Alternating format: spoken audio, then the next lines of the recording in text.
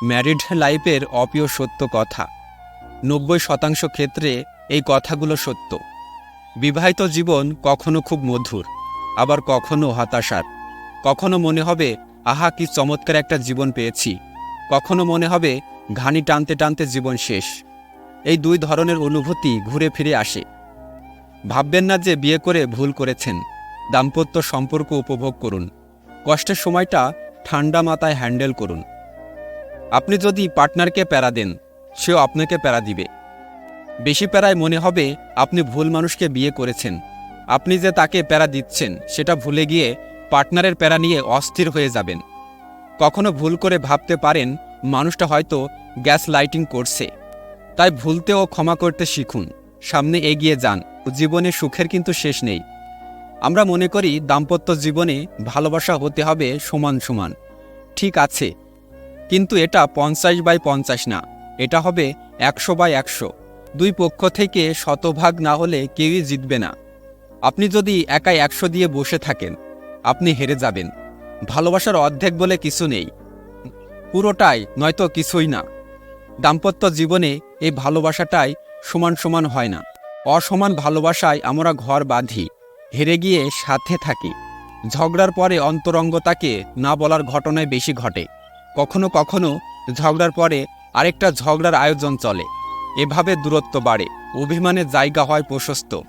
কোনোভাবে ঝগড়া মিটিয়ে অন্তরঙ্গ হন, দেখবেন ভালোবাসার আরেকটা অধ্যায় শুরু হয়েছে।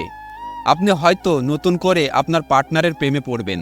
বিয়ে করার সময় ভাবতেই পারবেন না যে এই প্রিয় মানুষটির সাথে আপনার ঝগড়া হবে, মন কষাকষি হবে, বাঁধবে স্বার্থের সংঘাত, কিন্তু এটা ঘটবে। সুতরাং ঝগড়ার সময় ফেয়ার ও লজিক্যাল থাকুন, যেন ঝগড়া মিটিয়ে আবার সম্পর্ক ঠিক করে নিতে পারেন। দুজন একসাথে দীর্ঘদিন কাটানো বেশ আনন্দদায়ক, কিন্তু একসাথে থাকতে থাকতে কখনো কখনো সংসারটা জেলখানার মতো মনে হয়। কিছু সময়ের জন্য একা থাকুন, কোথাও ঘুরে আসুন, পরিবারের বাইরে বন্ধুদের সাথে কিছু সময় কাটান, আবার ফিরে আসুন পরিবারের প্রিয় মানুষটার কাছে। দেখবেন সংসারটা আর জেলখানা মনে হচ্ছে না।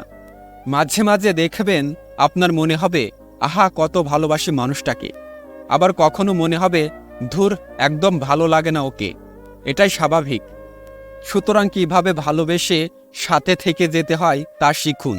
সংসারে অনেক প্যারা থাকে, কিছু মেনে নিতেও হয়। আপনার পার্টনার যতই আপনাকে ভালোবাসুক, যতই টেক কেয়ার করুক, বা হোক সুন্দরী হ্যান্ডসাম, অন্য কাউকে আপনার ভালো লাগবে। নতুন কাউকে দেখে ভালো লাগার বিষয়টা এড়িয়ে চলাও কঠিন। দিবার স্বপ্ন দেখেন, ঠিক আছে, কিন্তু নতুন মানুষটার পিছনে ছুটবেন না। আপনার পার্টনারের গুরুত্ব বুঝতে চেষ্টা করুন। শারীরিক সম্পর্ক আপনার পার্টনারের সাথেই সবচেয়ে বেশি উপভোগ্য হয়, কিন্তু প্রত্যেকবার একই রকম সুখের অনুভূতি হবে না। সময় ও বয়সের সাথে সাথে অনুভূতিতে ভাটাও পড়তে পারে। নতুন কারোর সাথে শারীরিক সম্পর্ক উপভোগ করে তোলার ভুল চিন্তা থেকে বের হন, বরং পার্টনারের সাথে সম্পর্ক আনন্দময় করে রাখতে ক্রিয়েটিভ হয়ে নতুন কিছু যোগ করুন। জীবনের বাঁকে বাঁকে চ্যালেঞ্জ। সংসার যখন করছেন এই চ্যালেঞ্জগুলোকেও অ্যাকসেপ্ট করতে হবে, তবেই দাম্পত্য জীবন সুখের ও শান্তির হবে। সুন্দর ও সুখী পারিবারিক জীবন আমাদের সবার প্রাপ্য, এটা নিজেকেই তৈরি করে নিতে হয়।